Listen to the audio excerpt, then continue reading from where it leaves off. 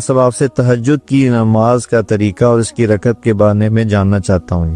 تہجد کی نماز اور دوسری نماز میں کوئی فرق نہیں، نوافل ہیں.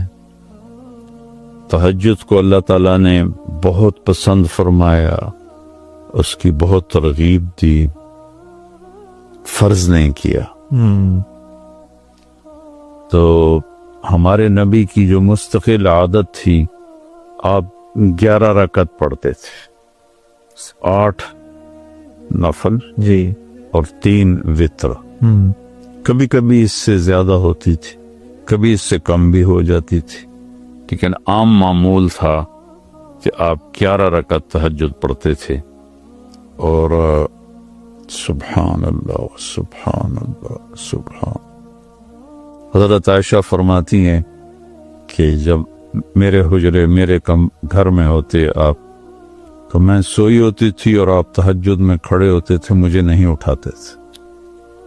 اور جب سجدے میں جاتے تھے تو لمبائی اتنی مختصر ہوتی تھی کہ میری ٹانگیں سامنے آتی تھیں، تو آپ میری ٹانگوں پہ ایسے ہاتھ لگاتے تھے، تو میں ٹانگیں ایسے پیچھے کر لیتی تھی.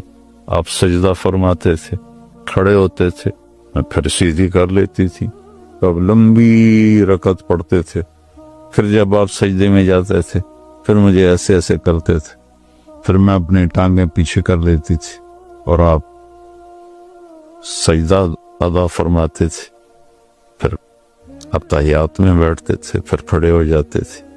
اور جب آپ نماز سے فارغ ہو جاتے تھے تہجد سے، تو پھر میں خود ہی اٹھ جاتی تھی، پھر مجھ سے پیار محبت کی باتیں فرماتے تھے.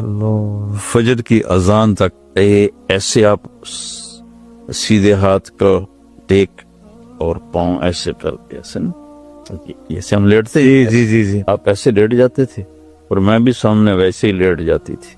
اور آپ مجھ سے پیار محبت کی باتیں فرماتے کرتے رہتے یہاں تک کہ اذان ہوتی اور بلال آ کر دستک دیتے، تو پھر آپ اٹھ کے 2 سنتیں پڑھتے اور فرض نماز پڑھانے کے لیے چلے جاتے تھے.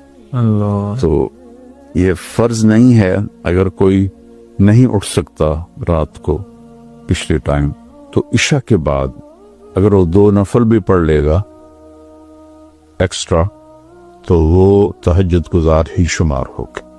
تو آپ سونے سے پہلے 2 پڑھ لیں، 11 پڑھ لیں، آپ بھی تہجد گزار ہو جائیں. ماشاءاللہ.